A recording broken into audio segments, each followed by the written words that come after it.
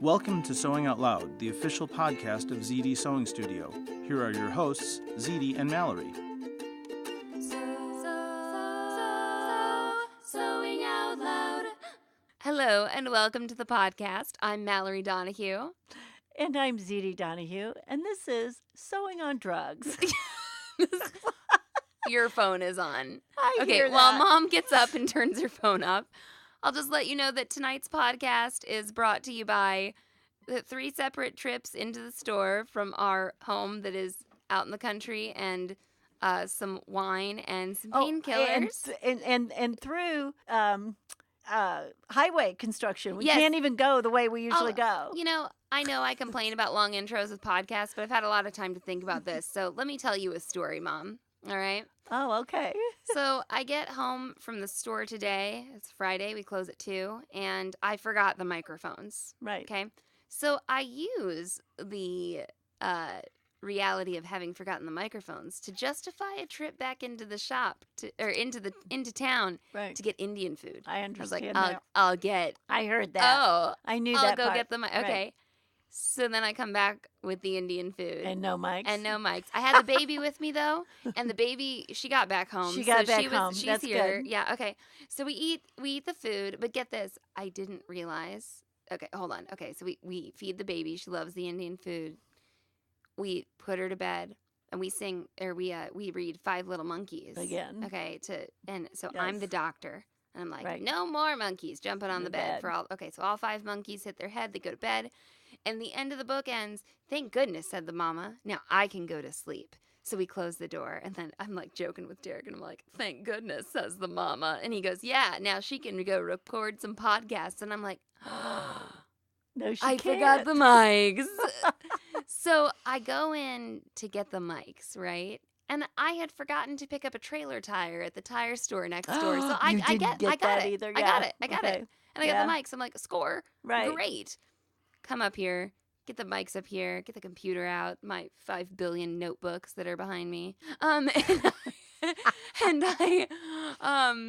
I realized that I don't have a computer charger to record the podcast. And the most efficient way to the shop is closed. The second most efficient way to the shop is closed. And the third most efficient way to the shop is open, but very clogged with traffic. So this has been, Because it's Friday night. So on number 3, I finally get the charger, but I've gone like all these trying to find the most efficient route. The sun's glaring in my face. However this podcast turns out, it's worth its weight in gold. And so I right? texted Mom on the way home and I said, almost home, need Coke. And she said, done. And I was like, okay. That's Coca-Cola, Coca-Cola. everyone. That's one of our drugs. But I decided to just walk in and pour myself a glass of wine as well. So I am drinking that. And I enjoy drinking wine and then having a Coke. That's something that I like Oh, to do. really? Yes. And doing a podcast Doing a also at podcast the same time. All right. Well, that's about a 3.5-minute intro, Mm-hmm. and that's not bad. We are today continuing our series on garment sewing skills, and we've covered our favorite method of cutting and the supplies you should get for that. And we have covered reading a pattern envelope or selecting a pattern, like a PDF pattern or something like that. And today we're going to talk about measuring. And sometimes we like to overcomplicate things, but we're not going to do that today. I might add something, and this is about cutting, so I'm going backwards a little bit. But in talking to the daughter that is a fax teacher, we were talking about cutting and everything, and she said, would I want to use rotary cutters? And I said, ooh, in your classroom of 6th, 7th, and 8th graders, yeah. whatever they may be, you might want to use a rotary cutter, but I don't think I'd let them have one. I mean, they really, truly can slice a finger off. A pair of scissors usually doesn't. And maybe not in a class of 6th, 7th, and 8th graders that's 20 kids Right.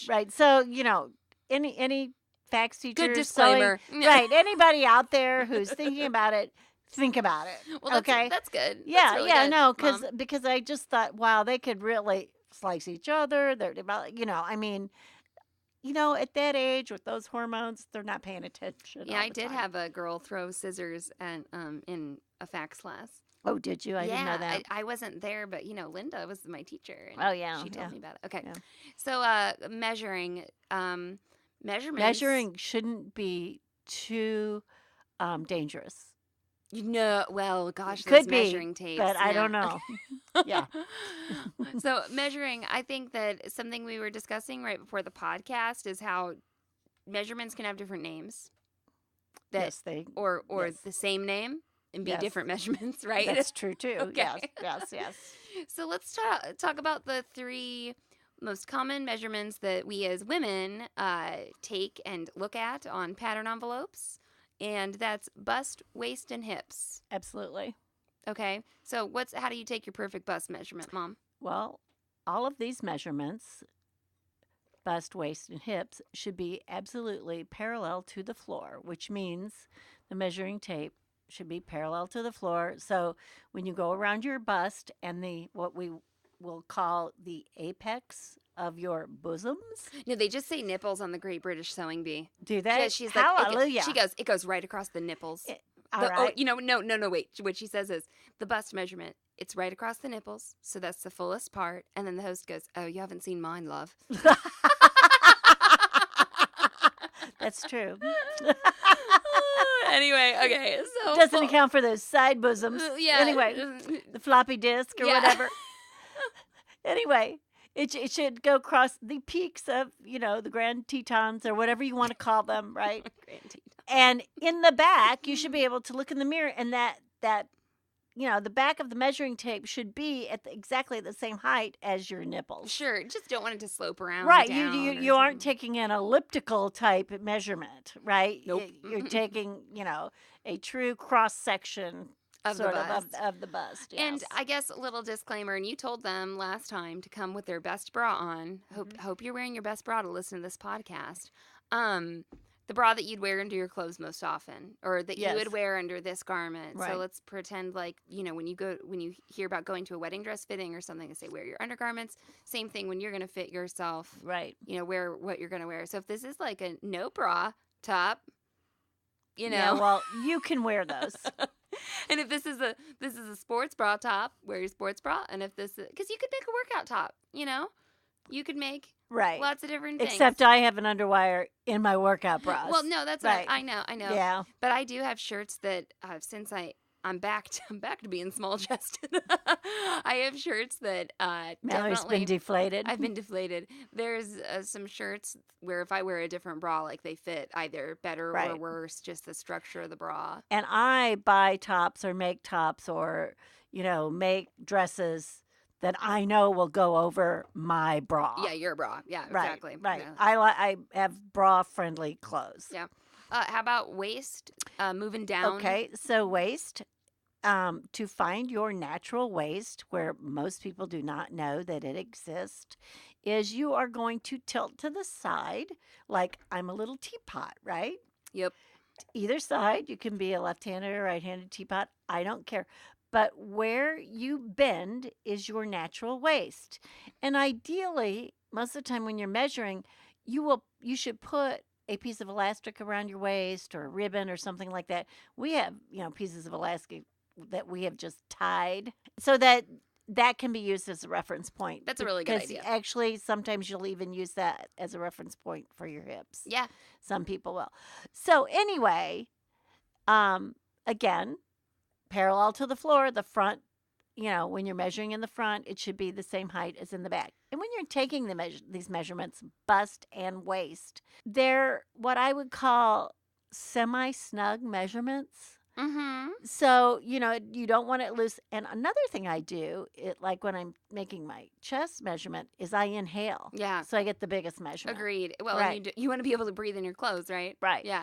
So when I take my waist measurement, I probably do make sure I'm standing up fairly straight. Uh-huh. Okay. You don't really want to slouch. You shouldn't be slouching at all.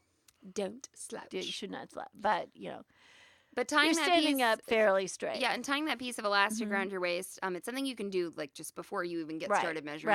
right. Absolutely. But the other thing is, don't be surprised if you look in the mirror and you're like, wait, is that my waist? Like I always thought my waist Yeah. was probably lower than. Honestly, your then it waist ends is up- generally above your navel. Yep. Yeah. Okay. a lot of pants that say they're waist high or something like the manufacturer, your navel may sort of peek out from that. Uh-huh. So don't be surprised this, that the smallest part of your waist is referenced at the My Little Teapot tip. Yeah. So when you tip over, I mean, that's where it is. Just stick that piece of elastic there. Right. And most of the time, even if you've got a belly, or you don't think of yourself as like a person with an hourglass figure or something, your waist is your smallest part. A lot of the Now, time. But sometimes your smallest part is your under bust measurement. that's true too. That's true Right. too. But down there, Right. that's a lot of times your smallest part. Okay, so let's move on to hips. And where are one's hips, Mom? Well, there used to be a teaching that your hips were 9 inches below your natural waist, which is what the waist we just talked about. Now, I don't know that that's true because I myself have a fairly long torso for how tall I am. Yeah. Where you really want to measure is the biggest part of your hips. Yeah. So on me, I'm truly around my bum. I am on my butt cheeks. Right. And I am about 8 inches below my waist is my biggest part. I really wish I knew this about myself. I've never measured. Well, I have. All you have measured to down, do but- is measure like 6 inches, measure like 8 inches. Now, some people, their legs are actually like their thighs. their thighs, right? Like right below, say, your panty line Uh-huh. is actually bigger than your waist. So Your hip. I'm your sorry. hips, Yeah, it should be bigger than your waist. You really look bizarre. Yeah. You look kind of like a greyhound. But anyway, yes. So right below your panty line, some people have a big thigh there, and that is their largest measurement. So, as you said, when you're looking in the mirror, you may have to take that into account. And we may have to, we might have to take this into account when we're looking at a pattern. And so with jeans fitting, I had a girl, I was measuring her hips, and she goes, "Oh, that's not my hips." And she pointed to this here, her is that your iliac crest? Uh-huh. She's thinking of this as her hip bone, Mhm. and she's like, this is where my hip is. I'm like, no, honey, we're finding your biggest part. Right. And I feel like your Right. hip measurement, I really want to just edit it on every measurement chart and call it widest butt. The big bottom, the biggest part of your bottom part. Yes, the biggest part of your bottom part. So I get, when you say hip measurement, I mean, this is a relative term. Now, when I draft a pattern for someone, I do what I call a high hip measurement and a low hip measurement. So what usually is I take their biggest hip measurement and then somewhere like halfway in between the waist and that measurement, I'll take another measurement. That's a very nice thing to call it. I call that the belly measurement. Well, sometimes it is and sometimes it's not. But these things. Now, the other thing I would suggest, and this won't help you particularly with picking out a pattern, but it may help you with fitting the pattern, is I would measure. So I would measure where my biggest part is, my biggest part of my bottom, Uh-huh. and then I would measure from my waist to where I took that measurement.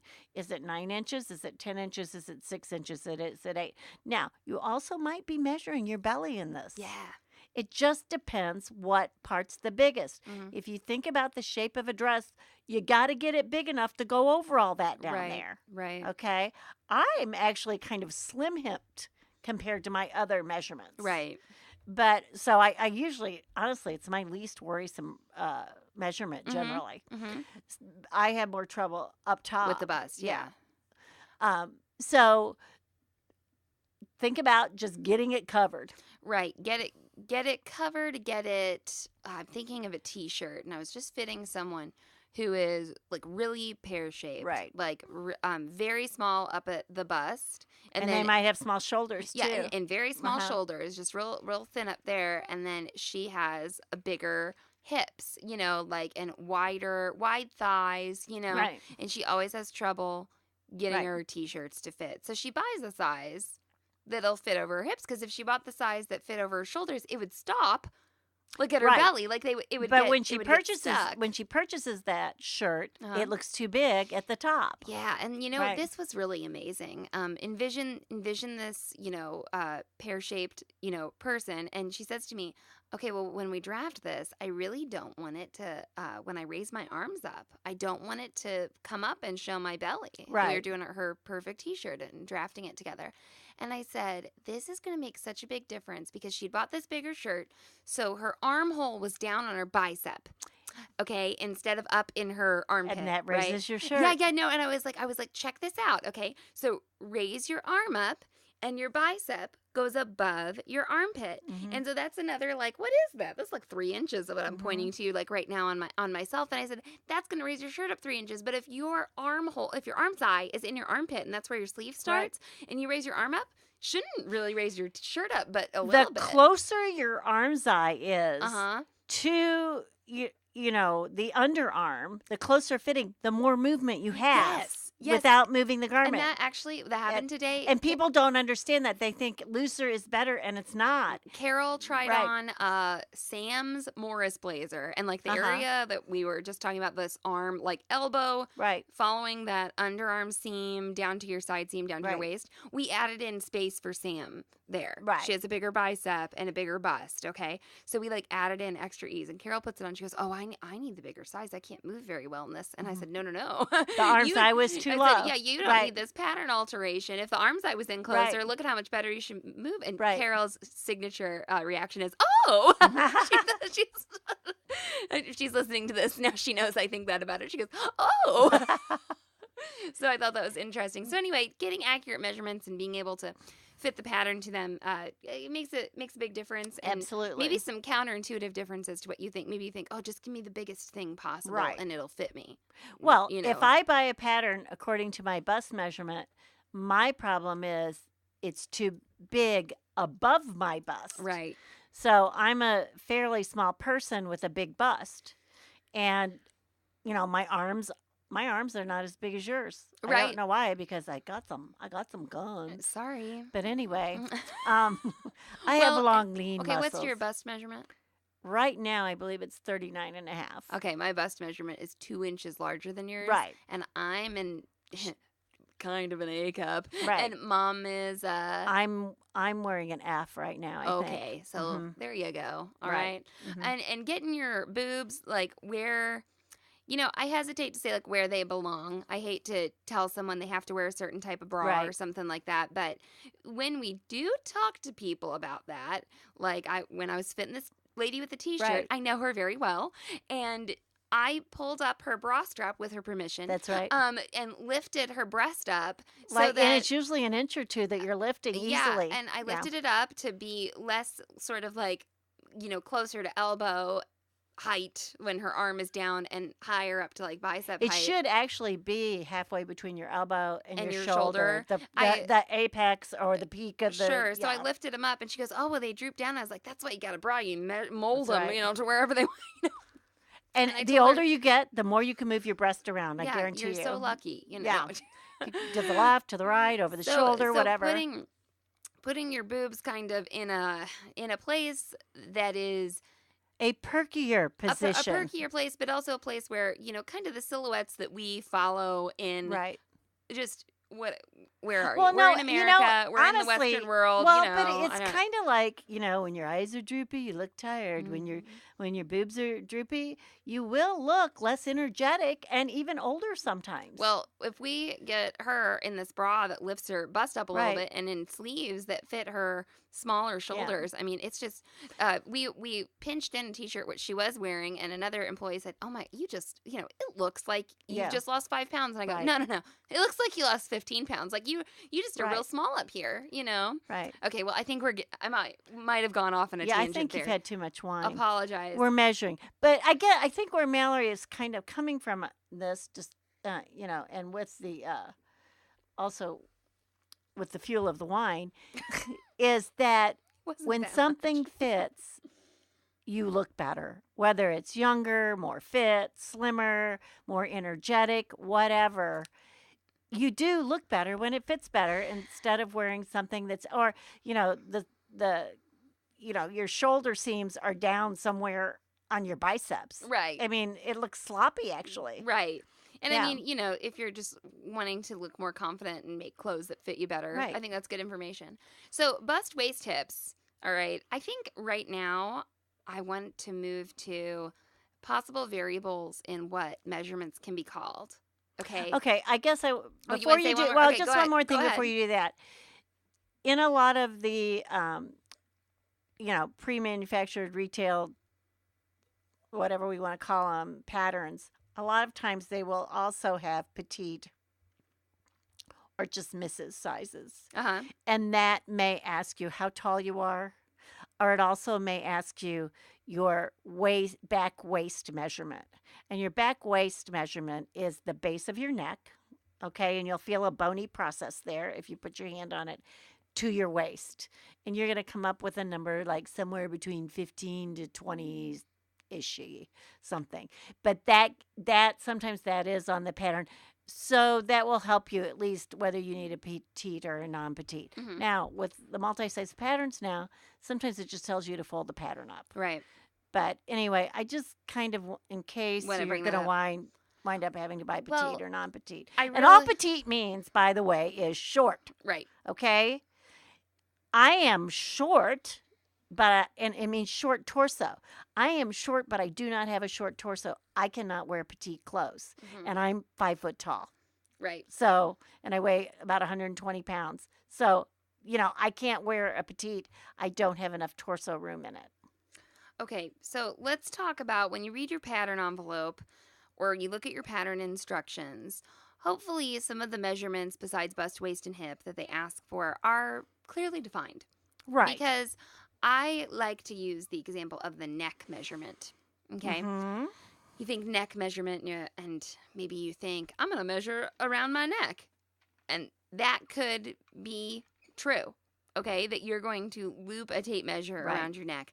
But when we draft our t-shirt patterns, what we actually do is we drape a ribbon around our neck and we measure across. Okay. It's just the front When of the she says body drape, it's hanging down the front. hanging down the front. So the two sides of the ribbon or the chain or whatever we have are hanging open down the front, and they're around the back of the neck. Right. So you are measuring the space between those, We're two measuring ribbon neck ends. width. Neck width, Right. sure, is what that could be But called. You'll hear it referred to as neck Mhm. size or neck measurement or what, but it's really the neck width. It's where your Right. neck, engages to your shoulder. Yes. So just keep that in mind when you're looking at Right. something. Another thing that I think gets thrown around, and I don't know if there's some kind of standardized or some body of standards or something like that, is crotch rise and crotch length. Mhm. They get kind of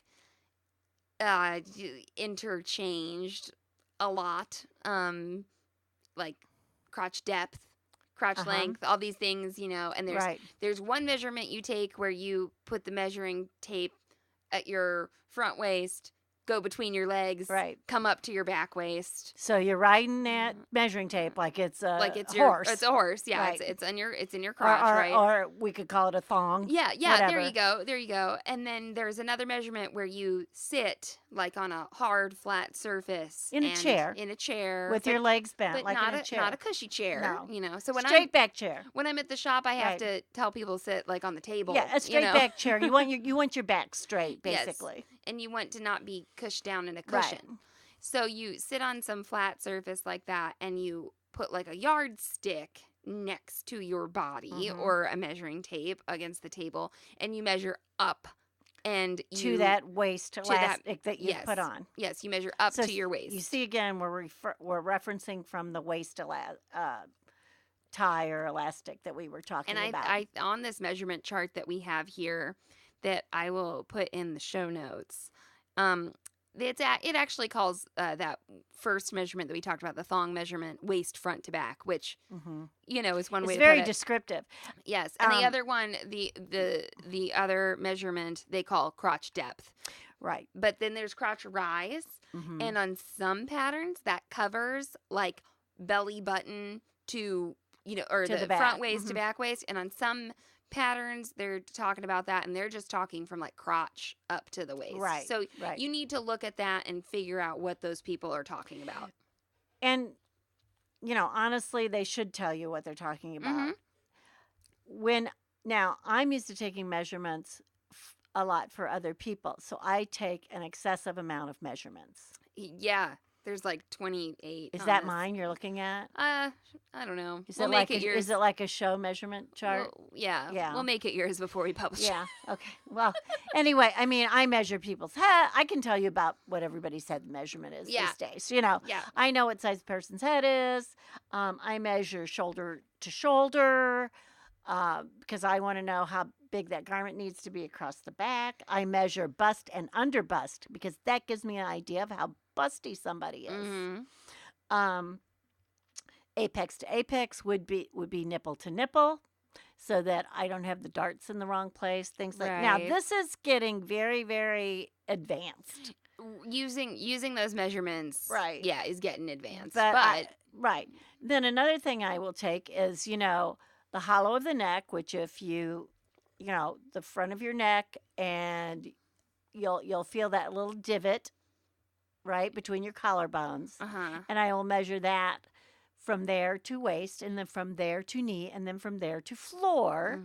Now, this is if I need somebody's measurements and they're not around. Right. And I have to hem something or know how long to have it or whatever. But, you might be telling somebody or making a dress for a granddaughter or whatever. So those are good measurements to have. I mean, how tall someone is doesn't work. Right. It's from from the neck hollow. You'll hear hollow to hem Hollow or to hem, hollow yeah. to floor.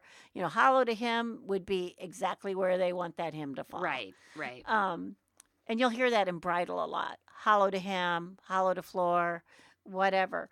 So you might hear reference to those types of measurements. I take wrist measurements on people, ankle measurements. We've got ankle. Yeah. I mean, where's your knee to your waist? We talked about that. Am I leaving anything out? No, and I think we got this chart. The other thing that is kind of neat to do if you're ever drafting for yourself, like following some kind of instructions or something like that, is to wear like a black like tank top or black t-shirt that's very close fitting, Right. And like black leggings or something. Or underwear. Well, wear leggings so that you can make chalk marks. Well, that's true. Yes.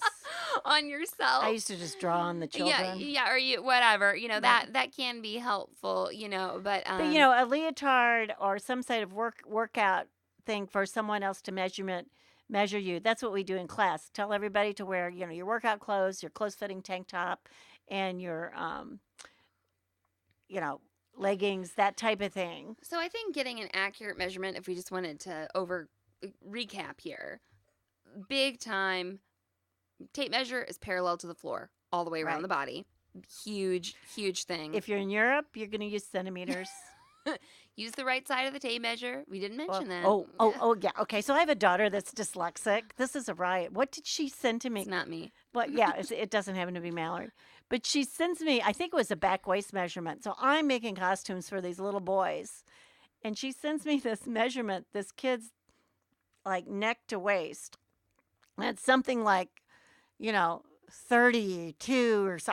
Something very bizarre. And I was like, No. this cannot be possible. This just cannot be possible. This child's not this big or whatever. And I text her back and I said, I think maybe you've used the wrong end of the tape. And she's like, oh, and I said, this measurement should be like less than 15 inches. And she goes, oh, that's what I might have done, But anyway, I got a measurement of like 45 and it should have been 15 or something. Right, yeah. And what's really hard is if the tape measures are 60 inches. So if you're measuring around in the 30s, yeah, you could be off and you could get it flipped really Right. easy, and it doesn't even occur to you that you've got it flipped. Well, and we're used to measuring in inches over here, Right. But I did follow some directions in that metric pattern cutting book, and I mean, metric is easier to divide. Me, the decimal system. I love metric. Right. I've been known to ask someone their measurements, have someone else measure in, actually inches, and then I convert it to metric and work from metric. Yeah, no, I've been known to do that. It's more precise. So then if you're like, oh, I've got an inch and 3/8, then I have to divide that, Right. and then all of a sudden you're dividing fractions instead of just, decimal points or something. So anyway, if you want to flip your tape measure over, do it the right way, but use the centimeter side, So, when we get these measurements, what's going to happen is we're going to go buy a pattern. Yeah.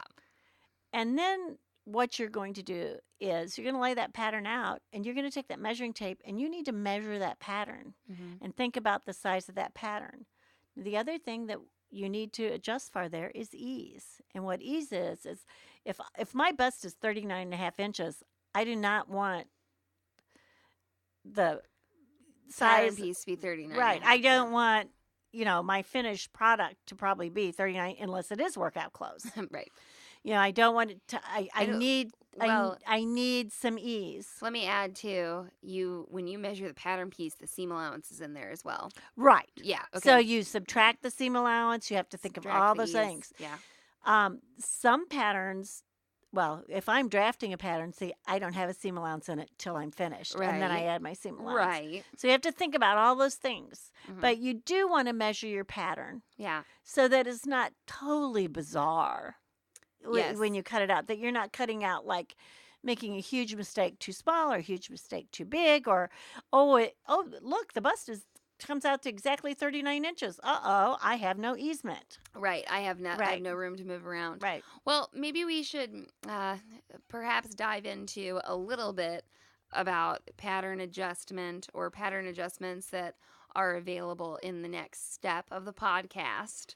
I don't know. I guess we'll see what happens. Or we can just talk about fabric. Anyway. I would just like everybody to draft their own patterns, and then we don't have a problem. We'll have to people are going to be like, well, teach us how. I know. So, everybody's going to want to know how, and we absolutely should come up with that. Yeah, we'll get right on making that class. Okay, well, this podcast has run a little long.